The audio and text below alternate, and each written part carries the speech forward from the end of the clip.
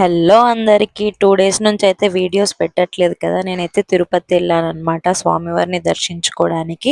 అలానే బ్రహ్మోత్సవాలు కూడా చాలా అంగరంగ వైభవంగా జరుగుతున్నాయి. ఆ వీడియోస్ కూడా పెడతాను. ఇప్పుడు ఈ వీడియోలో ఏంటంటే శుక్రవారం రోజు గద్వాల్ వాసవి మాత గుడిలో అమ్మవారిని పైసలతో అంటే ధనలక్ష్మి రూపంలో అలంకరించారు.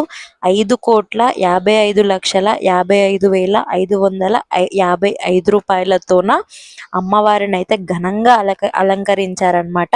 ప్రతి సంవత్సరం వాసవి మాత అమ్మవారిని ఇలానే అలంకరిస్తారు. చాలా అంటే చాలా ఘనంగా అనిపిస్తుంది.